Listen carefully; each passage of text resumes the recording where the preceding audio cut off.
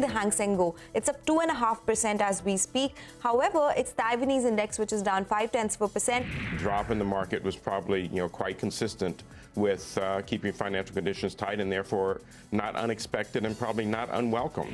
Growth momentum, which we've been seeing now for nearly 7 or 8 quarters, has continued unabated.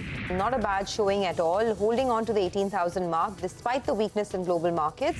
I would say that auto parts is probably the way I would play into this whole space at the moment, and there's still reasonable valuations there as well. Weak set of numbers when it comes to margins for Ajanta Pharma. So it's coming at a multi-quarter low of around 20.9%. And look at the Indian market holding well above that 18,000 mark despite the tumultuous external environment. Numbers have been largely in line with expectations. Nifty earnings are flat on a reported basis for the 34 companies which have reported. After 5 quarters, Amara Raja has returned to 13% plus margins, and that's a 140 basis points improvement. The government had a divestment target for the financial year of 65,000 crore rupees, out of which 24,000 crores have been raised, and this next lag will help the government raise anywhere about 18 to 20,000 crore rupees. Markets absolutely flat, some positive bias on the Nifty. Well, that was the day so far. It's absolutely a flat session. I mean, what else to say? 2-3 point change, that's about it. I'm Prashant, with me my colleagues Reema and Nigel. Guys, hi. Hi. Good afternoon. So, not very much, at least by way of movement on the indices, but it's very stock specific. It has been that way for the bulk of the week, actually. The one area of really jumpy, large price moves in Asian session has been China. Just incredible performance with between 2.5% to 5%, 2.5% on the mainland markets, 5% on the Hang Seng. The Hang Seng Tech Index almost 8% higher. And these rumors continue unabated. These are unsubstantiated reopening chatter, which I think refuses to go away. So we'll see. I was saying this morning that although officially about a day ago, day and a half back, it was quashed that there is nothing of that sort happening. Maybe there is. I mean, the prices are telling you something else, so something worth paying attention to. And if that does come through, I think that's a big cue for a lot of industries, commodities in particular. US stock futures are higher as well, but just a little bit, 0.25%, 1/3%. And of course, the big cue later is the jobs number out of the US. And I think, after all of the hawkishness, if the jobs number is a large miss, I think that is something which will be important only if it is a large miss. I mean, in line, slightly here, there, I don't think that makes too much of a difference after all that we heard from the Fed chair just 2 days back. Reema, hi. Hi, so we're going to be watching for the jobs data. We'll also watch for earnings, which are expected today from Titan, TVS Motors, Britannia, Escort, as well as Indigo. So these are the numbers which are still pending. And tomorrow, we've got State Bank of India as well as Bank of Baroda reporting their numbers. For the week, we're still going to go home with a gain of close to about 1.5%, which when you compare it with the Dow, which is down 2.5% in the first 4 days, would constitute a big outperformance, Nigel. Well, that's right. Reema, a couple of positives, though we are in a range-bound trade. But otherwise, 2 positives that I'm tracking today. One is that the advances, well, they're way more than the number of stocks are declining. So that's pretty good news out there on a day when you have the Nifty more or less flattish or up 10, 20 points odd. Now, good earnings reactions is what we're getting. Amara Raja, the stock is up close to 10%. So clearly, the street is taking note of good numbers and rewarding it. Rainbow Hospitals as well, we pointed this out yesterday on closing. Well, the numbers look quite good. And that stock, in fact, it was a re-rating candidate actually at around 550 rupees because it traded at a sharp discount in comparison to its larger peers. Both those 2 stocks, well, they're up close to around 8 to around 10% as we speak. Now, we had a couple of numbers actually that just came out. I think Aditya Birla Fashion, it came out with a set of numbers and that one's got clonked back. So clearly it goes to show that the markets are, tracking these numbers very closely. If it's not good, well, they are, seeing a sharp downtick. While numbers that are good, they're getting rewarded quite well. Active strikes today, the 18,100 call, that's telling you that around that 18,200 mark odd will be a bit of a barrier. 18,250 to around 18,300. On the downside, however, the 18,000 put continues to see writing, and that's what's giving the bulls some bit of a hope that we can climb up even from here on. 2 big events, as you'll said, post-market hours. SBI results tomorrow. The last few minutes, I saw the stock did perk up, and the US jobs report, well, we'll track that as well closely. So Interesting final 55 minutes of trade coming up. Rima. All right, I'll pick up on that, Nigel. Let's quickly tell you what's lined up here on the show. Tepid trade on Indian bourses, but the silver lining in the Nifty maintaining stance above the 18,000 mark. Metals and PSUs lead the charge, while it's another down day for IT stocks. A barrage of PSU banks buzzing in trade. Bank of India is surging on the back of improved asset quality in Q2. Meanwhile, SBI and BOB are a buzz ahead of earnings. All of the details coming up in a bit. Hero MotoCorp slides on the back of weak earnings. We get you the highlights from their earnings call later on the show. And ahead of other key earnings, we'll tell you what to expect from Titan numbers, which will be post-market hours today. And finally, we'll talk all things markets with Rajesh Kothari of Alpha Accurate Advisors. All right, how should you position yourself in the last hour of trade? Mitesh Thakkar of Earnings Wave is back with us. Mitesh, good to have you with us here. I mean, as flat as they come, ahead of the weekend, of course, with a couple of important cues as we were just highlighting, what would you do? Yeah. Good afternoon, Prashant. I think, we have maintained that this market possibly will consolidate for a couple of days. The process started yesterday already, and I think we might not see a break below levels of 17,980, 870 zones. And I think broadly declines should be buying opportunities. But in the short term, you might see, with the intraday indicators still overbought, in the short term, you might see 18,200 kind of come into play, and we might not get past that. But after a few days of consolidation, my belief is that we'll break on the upside. So maintaining a long bias, and idea is that decline should be used to buy into the markets. On the stock side, Reliance seems to have triggered some kind of a bigger trend on the upside. The first target should be closer to about 2635, 2650 zone. So this is a buy with a stop below 2560. And the other one which I like is PVR, which is reversing from oversold levels and giving a good breakout. That's a buy with a stop just below levels of 1790 for targets of around 1885 on the up. Mitesh, thank you very much for those recommendations. Let's talk about the auto sector. Hero MotoCorp is the top Nifty loser, held a conference call earlier today. Sonia is here with the key highlights. Sonia? Well, thanks a lot for that. You know, what stood out for me from the conference call is that the demand trends are definitely improving, especially in the rural market, which was the big pain point for the company. They said that they're optimistic on demand prospects going forward. The rural sentiment is improving, and the market bounced back very well towards Dussehra and Diwali. They expect a strong winter crop, which could lead to better rural demand, and the underlying performance and the fundamentals of the business are quite strong. They also believe that the upcoming marriage season in Feb and March will aid demand, and inventory levels have now moved lower to the lowest level since last year, which is a great, which is a positive trend for the company. The other thing that stood out for me is that there's now a clear trend towards premiumization. You're seeing it with the sales of Bajaj Auto's premium motorcycles, Royal Enfield as well, and now Hero MotoCorp saying that they are building a strong pipeline of premium products, and they expect that to aid demand going forward. They also spoke about how metal prices are cooling off and the benefits will flow in Q3 onwards, but there are still headwinds arising out of currency depreciation. However, brokerages are a bit cautious because of the kind of volume pressure that Hero MotoCorp has seen. Some of their models in the mass market segment are not doing that well, and hence they are lagging peers, and hence a lot of brokerages are continue to be cautious on the stock. Back to you. Thank you very much for that. Prakash is with us on the show. Prakash, you heard Sonia. Would you be cautious on Hero MotoCorp? Good afternoon, Rima. So, interestingly, the Hero Moto management is put in everything that probably works in favor of things to revive, right? I mean, the narrative that they're trying to build, whether it's a rural economy, whether it's, cost of raw material, all of that is something that seems like a very good hope trade. But where they're lagging behind the others is essentially the fact that they've lost out on getting into the premiumization mode, which they should have long back. And now realizing that premiumization, as Sonia said, is the way forward, is a tad late, and that's why the market's not kind of very charitable with this situation. You have an Eicher Motors, which, for example, in the last 4 or 5 years, thanks to a lot of the export that they do and premiumization that they've always been focused on, has managed to get average realizations up almost close to double digits, 9% or whereabouts. But Hero is absolutely flat or probably even negative as they continue to keep on supplying the entry-level bikes. Even for that matter, Bajaj has had a little bit of an improvement in their realization level. So there is a very clear challenge that Hero has.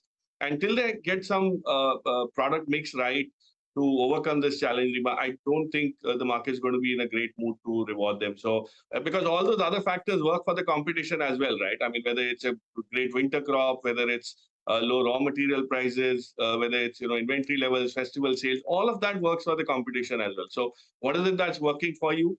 At the moment, nothing much, and then that's exactly why you'll have to have triggers like the electric vehicle launch and premiumization and all of that to be dependent on. But still, some time to go, some more space to cover, some more ground to cover for them, and that's when they could probably look up. Okay, all right, Prakash, let's talk about the stars really of this past results season, the PSU banking space. First, if you take a index check, in 2022 itself, the Nifty is up just 1% or a couple of percentage points odd. The PSU banking index is up nearly around 40%. And even if you compare the PSU banking index with what the Nifty Bank has done, well, it's done a stark outperformance even out there. And this past result season has belonged to some of these PSU banking names that otherwise they haven't made any big wealth in the last decade or so. But the numbers have looked very, very good. Abhishek joins in to run us through a quick analysis of how the PSU banks have performed. Abhishek. Well, Nigel, to begin with, it's been an operationally strong quarter for the PSU banks who have reported their numbers. Look at the loan growth of all those who have come out with their results. It's up about more than 18% YOY and about 5.1% sequentially, meaning that most of them have gained market share. So operating profits are an upbeat. It's grown by about 21.9% YOY and 16.2% sequentially. This is being helped by the fact that net interest margin for most of the banks have actually improved. The overall profit is also up strong, about 25.2% YOY and about 28% quarter on quarter, led by the fact that credit cost or NPA provisions have also come down. So overall, in absolute value, gross NPA is down by 15.7% YOY and about 9.5% quarter on quarter. Net NPA is down close to 25% YOY and about 11.7% quarter on quarter. So the calculation shows that the gross NPA ratio for all these PSU banks who have reported their numbers has declined by almost 142 basis points on a sequential basis, while the net NPA has declined by 45 to 46 basis points on a sequential basis. Their balance sheet has also strengthened, with provision coverage ratio for all those who have reported so far in terms of PSU banks now crossing 73% level. Back to you. All right, Abhishek. Thanks very much for that. But, let's look ahead as well, because SBI and Bank of Baroda will also be reporting numbers tomorrow. What can we expect? Well, Prashant, to begin with SBI, looking at the stock price right now, it's going into results being at 52-week high. So the key things to watch out for SBI will be that the net interest margin will improve YOY and quarter on quarter. So CLSA expects a 10 basis point improvement in the net interest margin. CLSA also expects loan growth to be healthy on a YOY basis, around 17.5% YOY and about 2% sequentially. Now, for slippages, we have a variance. Kotak Securities estimates slippages of 11,000 crore and CLSA expects slippages of 5,500 crore. So the slippages could be around 5,500 to 11,000 crore.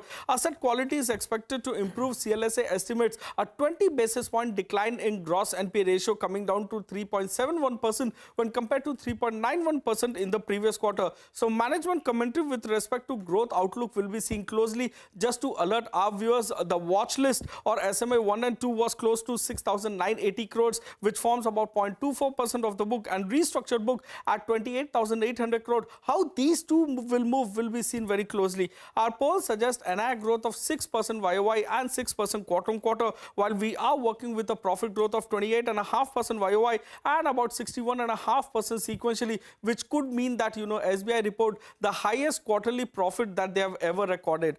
Coming on to Bank of Baroda, strong PAT expected by analysts in terms of earnings this time around, led by core operating profit growth being very robust. So the key things to watch will be the anticipation of PAT growth is around 22.8% YOY and about 18.3% sequentially. Net interest margin can improve on a YOY basis. Slippages as per CLSA estimate is around 3,500 crore and Kotak Securities pegs it at around 4,500 crores. So CLSA expects the gross gross NPA to rise for Bank of Baroda to 6.32 versus 6.26% on a sequential basis. So Kotak Securities has estimated a decline in operating profit by 1.3% YOY, but it may increase by more than 20% sequentially, while CLSA expect core operating profit growth to be very robust at 46% YOY and about 14% sequentially. Loan growth largely around the 18-19% on a YOY basis and 3% sequentially. Management commentary with respect to outlook on loan growth ahead will be seen closely.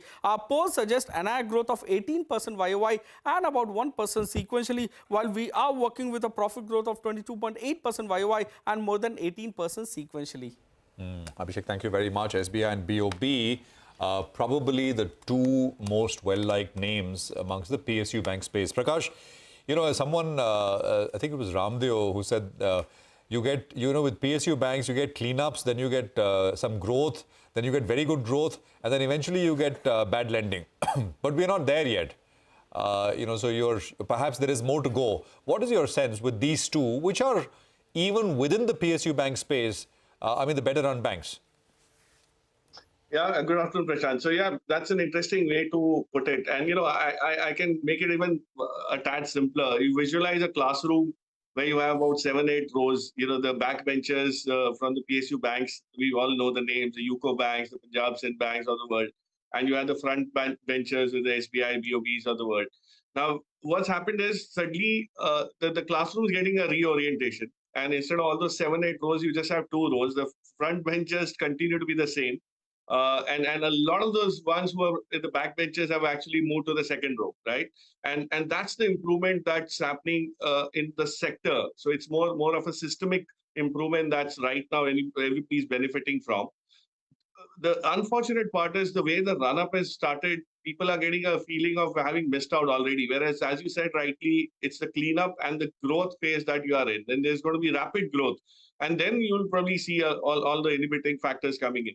At this point, if you look at deep turnarounds, you'll have the likes of an Indian bank or even a central bank for that matter, names that we really don't talk in great light when it comes to investment quality. But that's exactly where there's a lot of changes which will be much more stark in terms of incremental delta that they can create. So if somebody really want to be patient with these things and live with a little bit of volatility, of course, these are the names. But otherwise, you could go with stick to the Canara banks and the BOVs of the world, which are delivering fantastic numbers already. So, but then they also come at a price. The price to book has appreciated for most of these front benches. But some of these other names that I mentioned could probably surprise you and give you a slightly better alpha in the long run. So that's the whole idea. You can make a pick, but one of the best ways to do for retail investors is to look at a PSU ETF, Prashant. I don't know whether we've discussed that earlier, but it's the best way to ride on this entire change that's underway right now for the sector and minimize your risk in terms of just locking into 1 or 2 scripts rather than the whole sector. All right, Prakash, you briefly indicated that a couple of stocks are not for the faint-hearted. Vedanta is one such stock, right? You don't know what the promoter does next, and it's quite a complex company, actually. Valuation-wise, it's always been attractive. The stock is at around 320 rupees odd. The way things play out is if the promoter is in bigger trouble, that's a promoter entity, then there's a higher possibility of them giving higher dividend. And I think the street latches onto that. What's your take on the company at around 320 rupees? So Nigel, you're right. If you've got into this journey at lower levels, the dividend yield just starts getting better and better, right? And as the dividend kind of starts getting lumpier towards meeting the needs of the promoter group, and they have a lot of bonds that are nearing maturity, and to repay all that, to honor those repayments, they will need a lot of cash.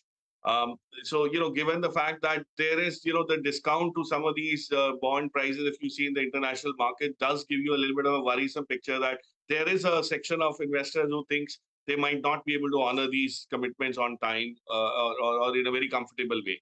That's why the discount is so deep. But right now, it's the dividend yield. The Indian business, of course, is on a strong footing given the cycles that each of the respective commodities is experiencing. But beyond the dividend, you would need to be a bit more agile with your investment. If something goes wrong or you start seeing certain worries crystallizing, you'll probably have to quickly move out of the trade as well. But from the levels that we discussed, 235, 240 in the past, it's rewarded so well. So keep playing that. But don't just invest into it now for the sake of a dividend. Is my way of looking at it. All right, there's got to be more, not just the possibility of the potential of a dividend. That's Prakash's view. We'll take a very quick break here. We're back. More with Prakash, of course. Rajesh Kothari of Alpha Accurate Advisors will also join us to talk all things markets. Of course, Rajesh discusses his stock ideas, stock bets. So that's coming up in a bit.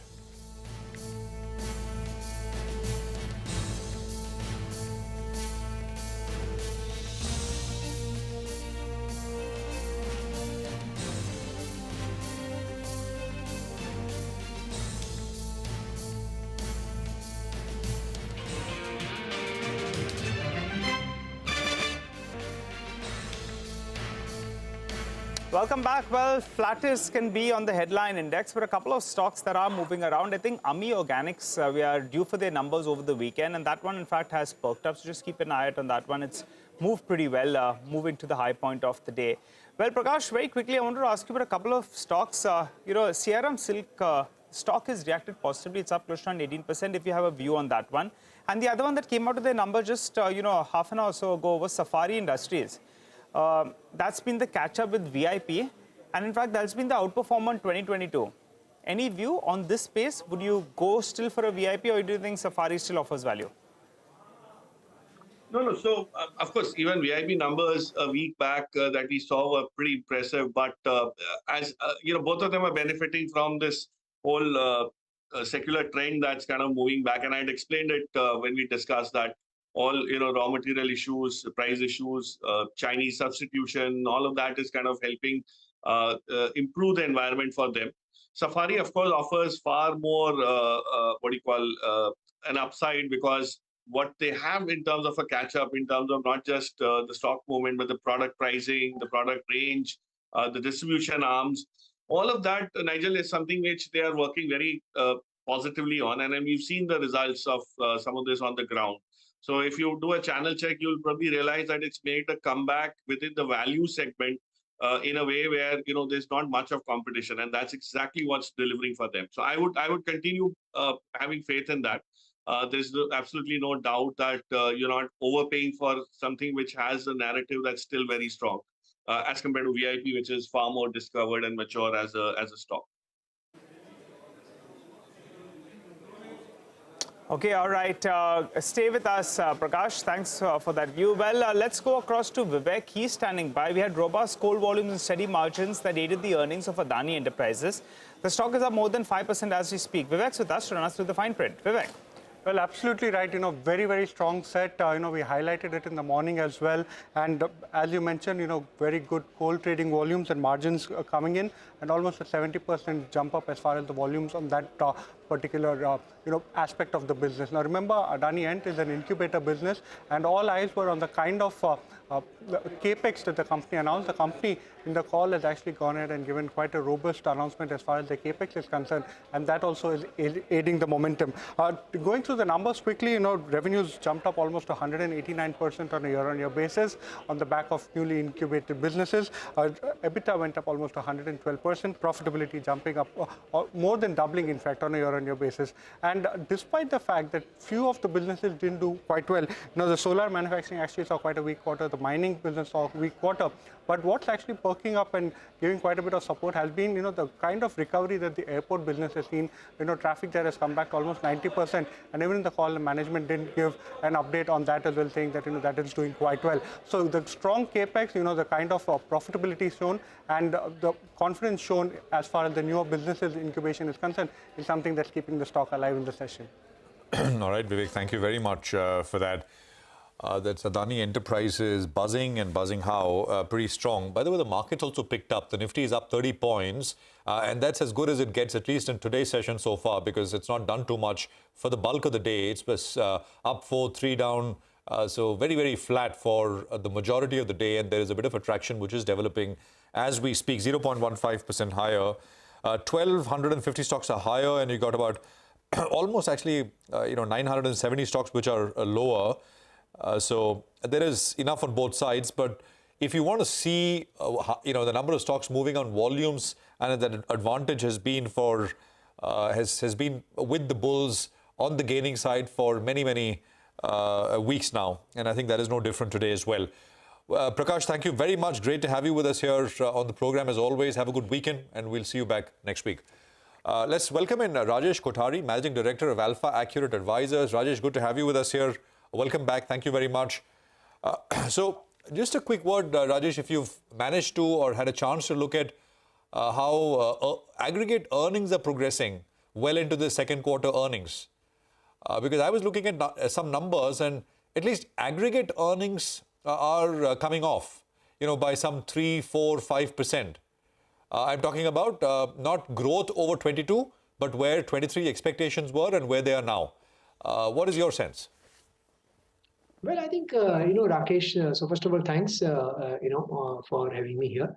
I think it is a mixed bag kind of thing, because if you look at, if you do the commodities, then of course commodities are going to kind of a disappointment in the second quarter. So if you look at, for example, entire the oil pack or entire commodity pack, the metal pack, the steel pack, that are basically going to do the, kind of a more of a downward trend. And that was basically probably expected if you ask my personal view. But if you look at the non-commodity space, for example, banking, most of the large banks have already announced the results. Of course, SBI, everybody's waiting for tomorrow. But till now, the banking has done reasonably well. Look at the advances growth, look at the NII growth, look at the asset quality. By and large, broadly, this sector was expected to contribute maximum to the Nifty incremental growth. So banking is very crucial sector for FY23. And there, the results are in line or a little bit better, some surprise here or there.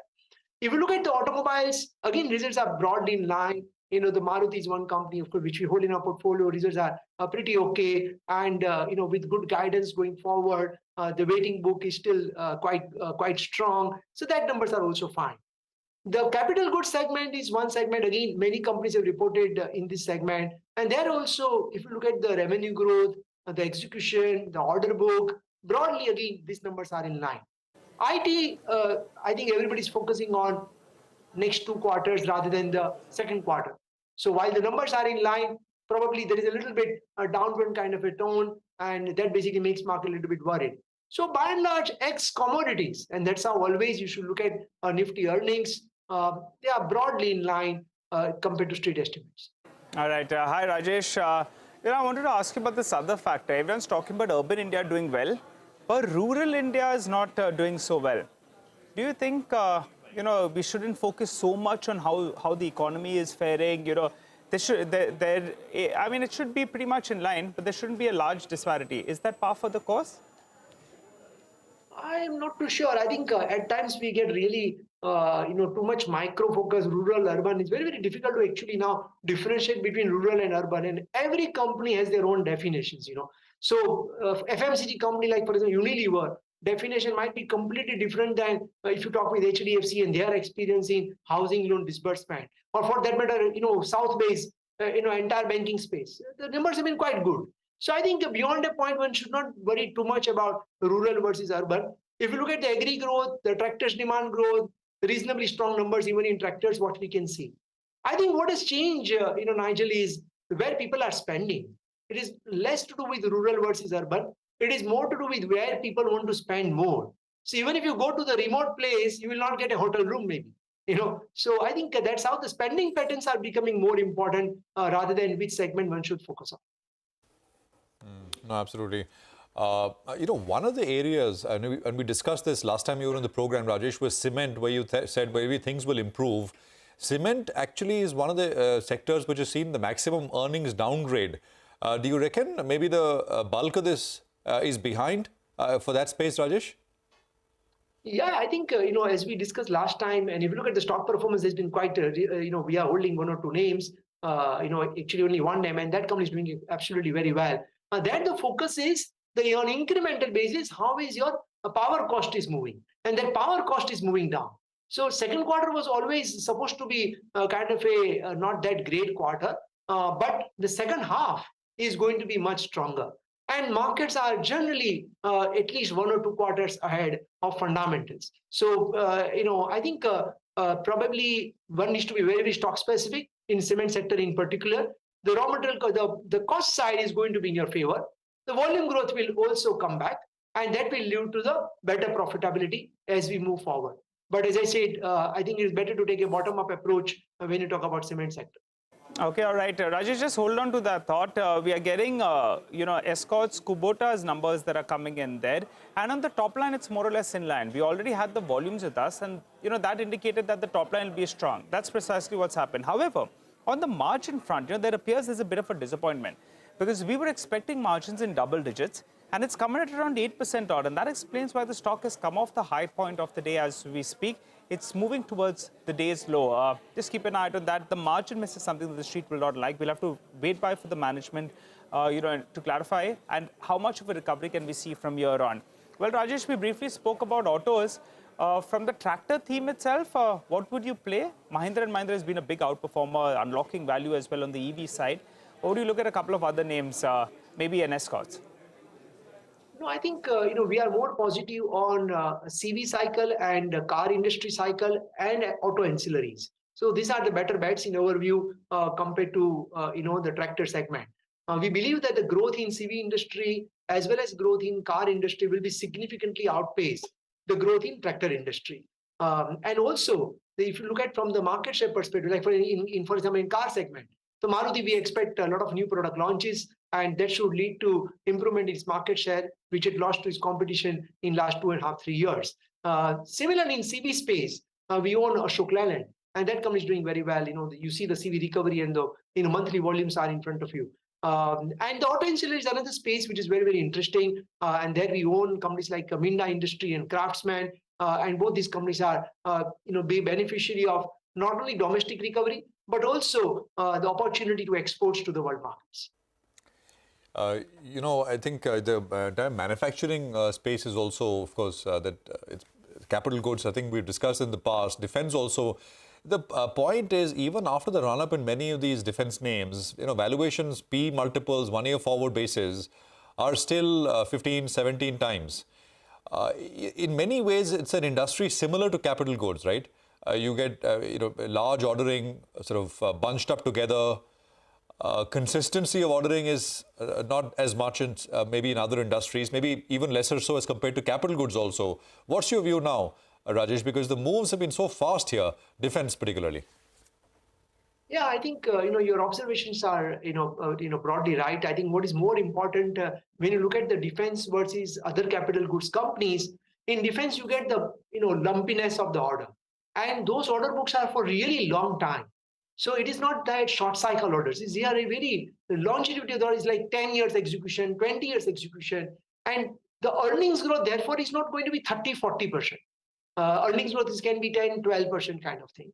Whereas if you look at the other capital goods space, the side what we own, of course we also own defense names, but other names like for example what we own is ABB or Cummins or Schaeffler or this kind of companies, they have a short cycle orders, number one. Number two, these all companies are of course debt free. Number three, they have a strong export opportunities because last time we discussed about Europe plus one, which is becoming a new growth engine for many of these companies. So net, we remain, very, very bullish. We talked about this theme almost, I think, 4 quarters back. We're a little bit, early ahead of the game, and that is really rewarding. Most of these companies are probably touching their lifetime highs and now getting consolidating, but a super delivery by this segment. And I think it is just the beginning. Over the next 3 years, we continue to see surprise in order book, surprise in order inflow, surprise in revenue, and also the strong net profit delivery. Okay, all right, Rajesh, thanks so much for stopping by. And good to hear that you all have been early on a couple of these names like Schaeffler that you said. So good going on that. Thanks so much for joining and looking forward to chatting up with you rather soon. For the time being, though, we'll slip into a short break. You come back, Nimesh is waiting for us on the other side. He'll give us a sneak peek into what's going on in dealing rooms. We'll also get our technical experts who'll be back with us to run us through some closing trades.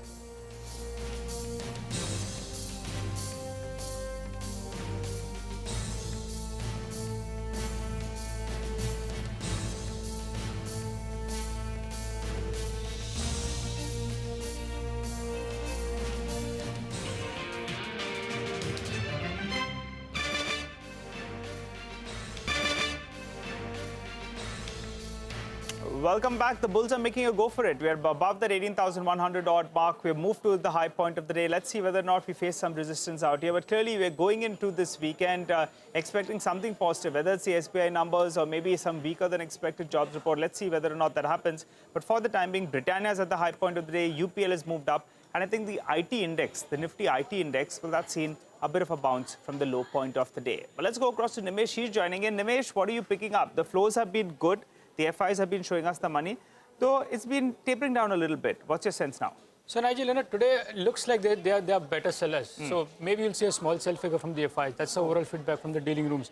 But I guess technically 18,150 is a level to watch. That's where you're seeing a bit of resistance. If you're heading towards that, then maybe that will act as a bit of a resistance, at least in the short term. So, that's the overall feedback. Has been consolidating this week. So, the Nifty has been just 1.5% up this week. But there are a lot of stocks outside of Nifty and in mid-cap and small-cap which have done really well, both on the upside and on the downside. So, the real action seems to be more outside of the Nifty and the Sensex, at least for this week.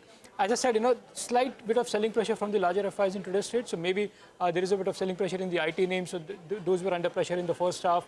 A bit of profit booking as well in the banking stocks. After the big outperformance, we're seeing some bit of profit booking in the banking names as well. So that's playing out in many of the bank stocks in today's trade. Net, this week has been consolidating. Even today is a day of consolidation. But maybe because it's a weekend as well, you're seeing some bit of profit booking by the larger FIs as well.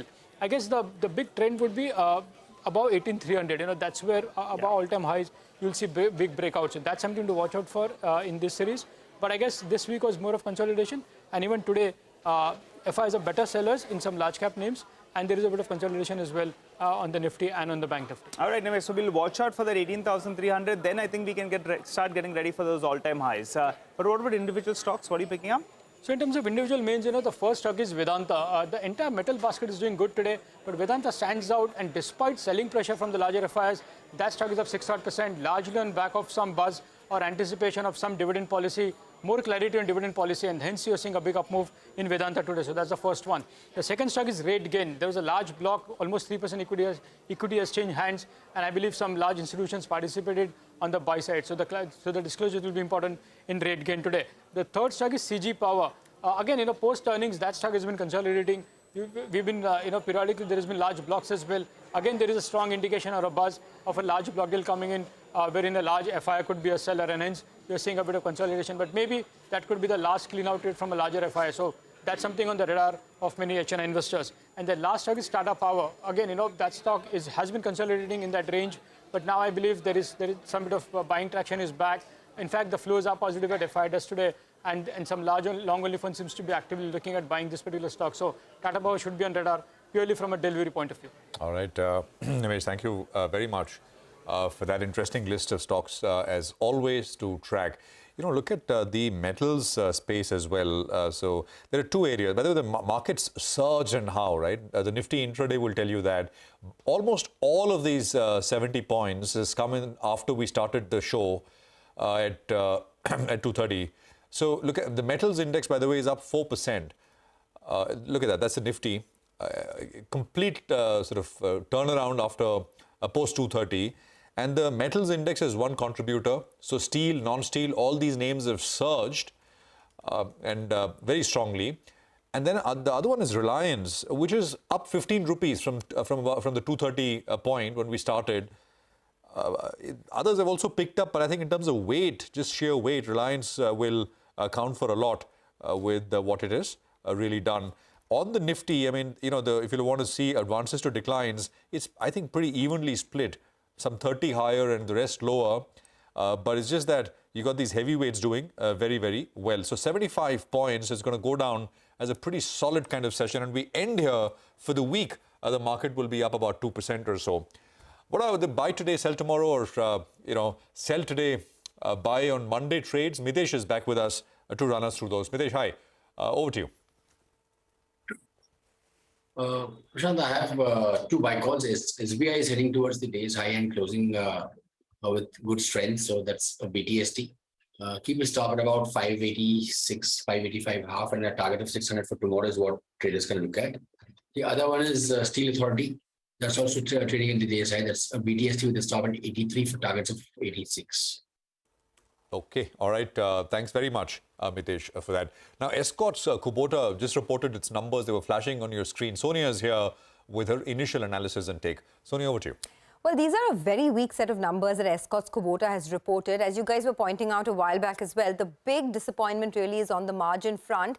The EBITDA is down by almost 33% and the margins have crunched down to 8.1% versus 13.5%. Even if you look at the net profits, there's a one-time loss of almost 73 crores and that's related to an impairment loss because of the investment that they have made in the joint venture Tadano Escorts India Private Limited. So they had to incur that one-time loss. But stripped of that as well, the management in its commentary says that unabsorbed inflation both in commodity and other costs and this exceptional item is something that hit their earnings. Now, if you look at the agri business, right, Escorts has three businesses. The agri business, which is tractors, construction equipment, as well as railways. So they cater to these three businesses and both agri and construction equipment has done very badly this time around. The agri business EBITDA margin has fallen to 8.4% versus almost 15% same time last year. But if you look at the construction volumes as well, there's a fall of almost 14.6% in construction volumes. They managed to sell just 917 units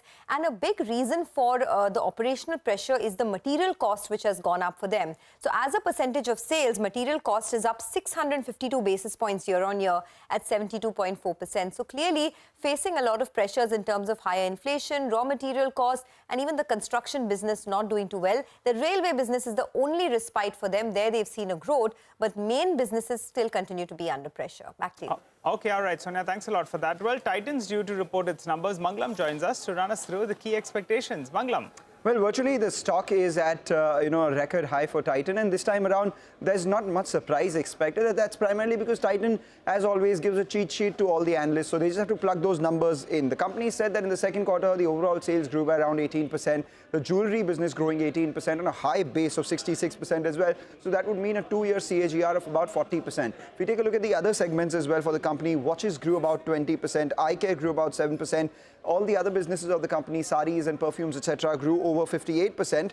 And as a result of which, the analysts plugged those numbers in, and 18% revenue growth on the top line would give you 8450 crores. That's what's expected. And as far as the EBITDA is concerned, that's likely to be stable year on year. And that's primarily because the studded share has been higher this time. And the studded jewelry, of course, has higher margins. And the net profit on the back of that would be higher by 20%. But these are numbers that we know already. What we need to know going forward is how the third quarter performed for the company, how the performance was in the festive season, and what the outlook for the wedding season is as well. So these are a bunch of things that we'll be watching out for, apart from the numbers that, of course, the company reports today. All right, Mangalam, thank you very much for that. Some known, some unknown, but will be keenly and closely watched. Deepan Mehta is with us, Director of Elixir Equities. Deepan, great to have you with us here. Appreciate your time as always. It's a late surge, but there is always something, isn't there? I mean, Reliance is helping, metals are surging, and you got 70 points on the Nifty as we close this week out. Your thoughts? Prashant, thanks for having me on your show. And clearly, I think the new year has begun on a very nice note. I think it's more to do with FII buying. And if you see, it's large cap driven, index stock driven. And the way the earnings season is playing out, I think it's a good earnings season. And more or less, I think numbers are in line or better than what Street was expecting. No doubt, I think on good numbers also some stocks have dropped. But by and large, at least I think the earnings momentum is good and that is keeping a lot of investors interested in the Indian equities. But I think it's driven more by institutional flows at this point of time. Okay, hi Deepan, good afternoon. Deepan, any view on SRF? We have a management call that's going on right now. They're explaining that Forex volatility, that's something that affected their profitability, though they continue to be bullish on their business going ahead. So some of the comments out there quite positive on their core business. What's your take? See, Nigel, long-term trajectory for all specialty product companies is excellent. This China plus one strategy and the way energy costs have gone up in Europe, clearly the competitive advantage for India is significantly better than it was a few years ago. But these are essentially B2B businesses and they get impacted by a lot of variables like price movement, order flow, as well as global situation. Some amount of effect may also come from global macroeconomic factors as well. But if you're a long-term investor with a 3 to 5 year view, I think company like SRF should do exceptionally well. the core business, the refrigerant business, has got very high entry barriers because of ecological reasons. And that remains to be a money spinner. And also the film business also has picked up pretty well, although competitive intensity is slightly increasing over there. Valuations are reasonable, but you have to account for volatility in quarter-to-quarter earnings. And maybe at corrections, these companies can offer good returns going forward, and maybe even better than the benchmark returns that one is expecting.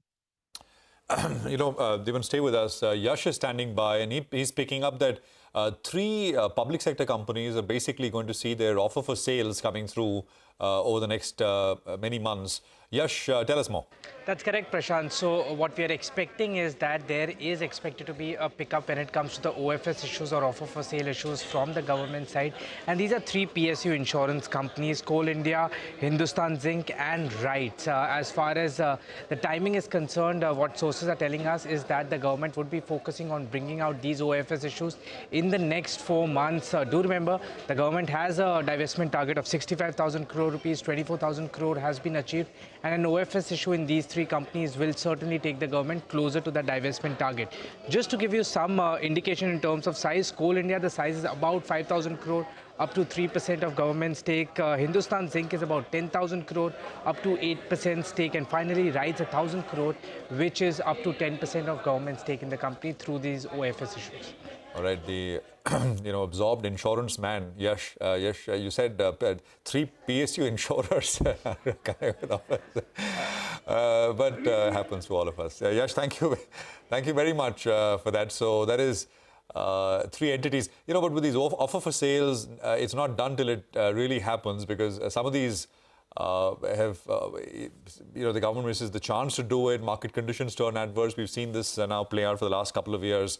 So we'll have to see how this really happens. Deepan, any earnings related stocks have moved violently, right? Many of them over the last couple of days, both up and down, more up than down actually, based on earnings. Anything where there is mispricing you'd like to point out, where the market's perhaps done too much on one side or the other, and there is an opportunity? No, I thought HDFC numbers were quite phenomenal, and same with HDFC Bank as well. Both these companies have been, I would say, kind of multi-year underperformers. And the uncertainty around their merger, as and when that gets addressed, I would see solid outperformance on the merged entity. Underlying growth momentum remains exceptionally strong. And in times like this, where there is constraint for raising resources, I think blue chip companies, very strong balance sheet company like HDFC Bank will certainly have a very big competitive advantage. So I thought that that's one stock you can buy either of the two companies, and eventually you will own one entity, where I think some mispricing does exist. But by and large, I think it's been a good earnings season. And also we like specific companies, like I think Polymed came with a very good set of numbers. It's again a fantastic company, very much focused on exports, where there's a competitive advantage, and also benefits from PLI as well. So there are a few good nuggets which have come through, and of course we are eagerly awaiting Titan's results. Again, a disclosure that we and our clients are invested, and I think a lot of institutional investors also are overweight in Titan. And let's see how the result plays out. Let's just keep our fingers crossed. Okay, all right. And talking about good results, Deepan, Rainbow Hospitals, that came out with a good set of numbers. I had a chat with the management a little more than that ago, and indications were that things were on the mend. Remember, these companies went through a very, very difficult time when COVID hit, because they are into a pediatric itself. What's your take on the hospital space? If in particular you have a view on Rainbow Hospitals, the stock has made a fresh 52-week high today. Yeah, so no, we have a very positive view on hospital space per se. And the reason for that is that all the disruption related to COVID is over and done with, and a lot of the treatments which are not important, they have already all started for the patients. And on the whole, I think expenditure on healthcare is going to go up significantly over the next few years post the COVID crisis, that what we have seen. Rainbow Hospitals, yes, come out good set of numbers, but it's in a very narrow focus area where there could be some earnings volatility. When you like a particular sector, I like to go for the market leader, that's Apollo Hospitals. And the advantage of going with Apollo Hospitals is the digital initiatives. I think those are playing out pretty well. I think that's the way forward as far as the healthcare is concerned. And certainly Apollo has an edge over there. Okay, all right. Dipan, stay with us. We'll come back for the final few minutes of trade. For the time being, slip into a short break. We'll be back in a jiffy.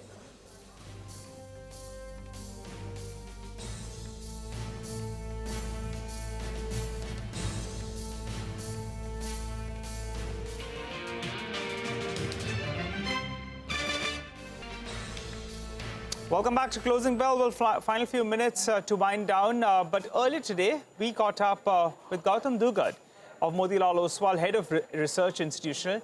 He gave us his sense on what he had to say on the earnings season so far. Valuations do have some room for upside if you go by past cycles, but we must also remember that no two cycles are similar. Basically, the way to look at numbers right now on valuations is on a 12-month forward basis, Nifty is trading at 19.6 times, on a price to earnings basis, which is bang in line with its long period averages. On its own, on an absolute basis, Nifty is bang in line with its long period averages. The forward returns from here, as we have also mentioned in our note, will be a function of where the earnings settle, because last 2 years, earnings have been excellent. So far, pharma has surprised a little bit, given the beat in Sun Pharma's earnings, and metals, cement, commodities, they're all down by a big margin, which is in line with expectations again. Financials have been a very consistent, performer in terms of earnings. If you look at just the Nifty 11 financial companies, the earnings cumulatively bottomed out in FY18 at a profit of about 45,000 crores. And now we are reaching roughly 2 lakh crores in FY23. So it's a 35% CAGR on a 5-year basis. So financials remain a very important cog in the wheel as far as earnings are concerned, and even valuations there are fairly okay. So there is room for upside clearly in financials. Okay, that's an interesting view. Financials are the one space which earnings-wise are holding very, very steady. Deepan, thank you very much. Great to have you with us here on the program. Have a good weekend. We'll see you back next week. Appreciate it very much. Mitesh, thank you very much for joining us as well. Let's just start wrapping up things because we're just, 2 minutes out from closing. It's a super close, and most of the gains coming in the last 60 minutes of trade, led by two areas. Reliance, actually, let's just take a quick look at Reliance. Doesn't close at the day's high, absolute day's high, but did well. Came up quite a bit, quite nicely, some 15-20 rupees in the last 60 minutes. Then there is the metals space. So big surge, 4% higher on the Nifty Metals Index. And of course, there was the PSU Bank space, which continues from yesterday. The initial part of the week was not great for the PSU Bank space, but it picked up again yesterday and today. Let me highlight the stocks for the Nifty. So Hindalco, JSW Steel, Tata Steel are the top gainers, all metals. Bajaj Finserv higher, and then Adani Group stocks, earnings-related reaction coming through. Adani Enterprises, Adani Ports, both up quite decently as well. On the lower side, again, a lot of this is a results-related reaction. Hero was down, the top loser. Dr. Reddy's and Cipla were some of the other stocks which were under pressure today. Market breadth was, positive, but it didn't get better as the Nifty got better. The advances to declines ratio was right there where we started when we started at 230. Some 1250 stocks were higher and just under 1,000 stocks lower overall on the NSE. Nigel. Well, plenty of stocks actually did well, Prashant, in the broader markets, though the mid-cap index ended more or less flattish. You had more advances than declines. So just take a look at the stocks flying off the bat. You had Sierra Ramsell reacting to its numbers, beautiful set of numbers out there. Rainbow Medicare, well, that stock as well did spike up in trade today. A few other notable gainers. Repco Home Finance was up and about. Ace, Action Construction, it's had a very, very good run actually of late. Even today, the stock was locked in upper circuit, up close to around 10%. Axis Gates, a small cap company, don't talk about it very often, but what a dream run that one's had as well, was up close to around 10%. A few more notable gainers. Goa Carbon, well, that stock was up close to around 20% out, reacting to its set of numbers. On the flip side, we had a few earnings reactions that came actually midway through the trading session. AB Fashion and Retail, well, that one got clunked back close to 6.5%. HBCL, a day post their numbers, well, that one took a bit of a knock. And Syngene as well was down close to around 3%.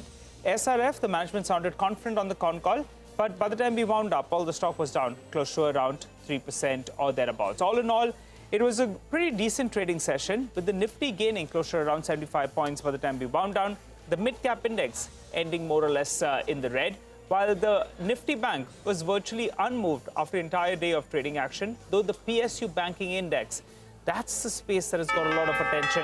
That's been giving good amount of positive surprises in the numbers. And the PSU Banking Index, yet again, was up 1.2%. The big number to watch for tomorrow will be SBI and Bank of Baroda. And clearly, the street is pinning its hopes on them. Well, on that note, though, we'll wind down for this week in terms of market action. And that's curtains down and closing bell and markets this week. But you stay with us. Let's, focus on our Friday special after the break. Smart money is lined up.